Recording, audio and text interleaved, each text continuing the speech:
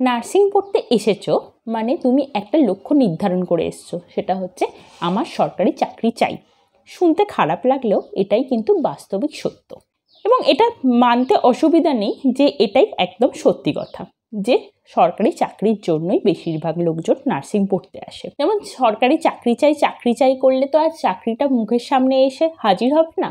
তোমাকে জানতে হবে যে কোথায় কোথায় অ্যাপ্লাই করা যেতে পারে সরকারি চাকরির জন্য। এটা ঠিক ওরকম টাইপের, যেমন তোমার মনে হচ্ছে যে ঘুরতে যেতে চাই, মনে বারবার হচ্ছে ঘুরতে যেতে চাই, কিন্তু তুমি যতক্ষণ না ঘুরতে কোথায় যাবে সেটা ডিসাইড করছো ততক্ষণ পর্যন্ত কিন্তু তোমার ঘুরতে যাওয়া হবে না। সরকারি চাকরি পাওয়াটাও সেই রকমই। নার্সিং পড়ে সরকারি চাকরি পাওয়ার এমটা ঠিক করার আগে তোমাকে ডিসাইড করতে হবে যে কোথায় কোথায় ডেস্টিনেশন আছে, এবং সেই ডেস্টিনেশন অনুযায়ী তোমাকে ডিসিশন নিতে হবে যে তুমি কোথায় কোথায় অ্যাপ্লাই করতে পারবে।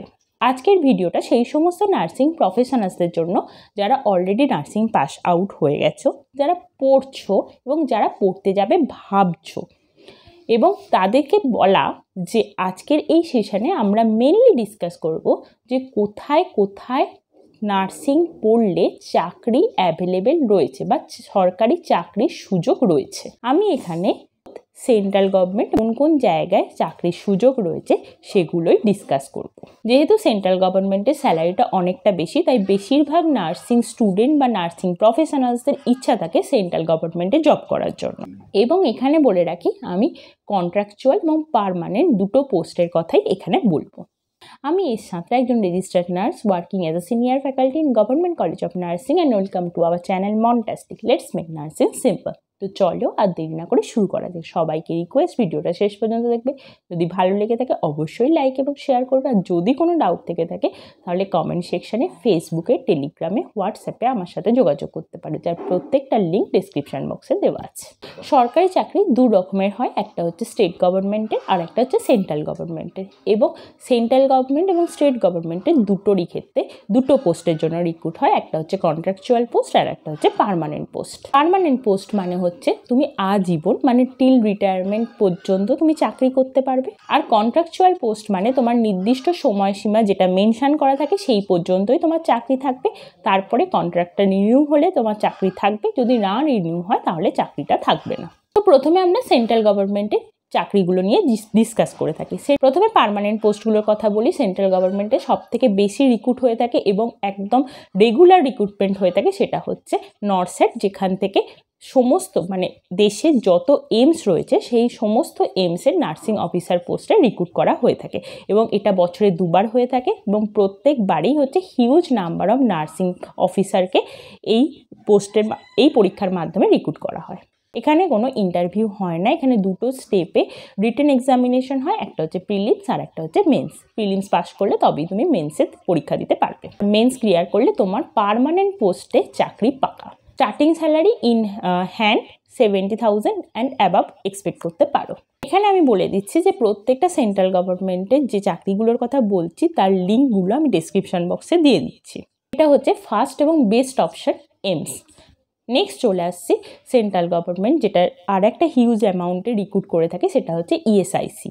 ইএসআইসি রিক্রুটমেন্টটাও প্রায় রেগুলার হয়, কিন্তু নরস্যাটের মতো অতটাও রেগুলার নয়, কিন্তু এখানেও হিউজ অ্যামাউন্টের নার্সিং প্রফেশনালসকে বা নার্সিং অফিসার পোস্টে রিক্রুট করে থাকে, এবং এর স্যালারিটাও অনেকটা এইমসের মতোই, কিন্তু এতে একটা সিঙ্গেল এন্ট্রান্স এক্সামিনেশন হয়, রিটেন এক্সামিনেশন হয়, কোনো দুটো স্টেপের পরীক্ষা হয় না। আর যেটা হয় সেটা হচ্ছে পুরোপুরি কম্পিউটার বেসড এমসিকিউ।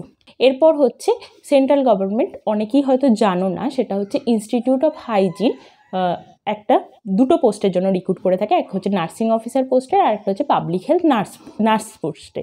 এই দুটো পোস্টের যে রিক্রুটমেন্টের ভ্যাকেন্সি বেরোয় সেটা খুবই কম সংখ্যক, এবং এটা একদমই রেগুলার নয়, তোমাকে মাঝে মাঝেই অফিসিয়াল ওয়েবসাইট ফলো করতে হবে। আর এর ক্ষেত্রে তোমার তিনটে জায়গায় পোস্টিং অপশান থাকে, একটা হচ্ছে হাইজিন, ডিপার্টমেন্ট অফ হাইজিনে থাকে, পাবলিক হেলথ অ্যান্ড হাইজিনে থাকে, আর একটা হচ্ছে চেতলা আরবান হেলথ সেন্টার চেতলায় থাকে, আর একটা হচ্ছে সিঙ্গুরে থাকে। সমস্ত সেন্ট্রাল গভর্নমেন্টে যে পোস্টগুলোর কথা বলছি তাদের নার্সিং অফিসারের পোস্টের স্যালারি অলমোস্ট সেম।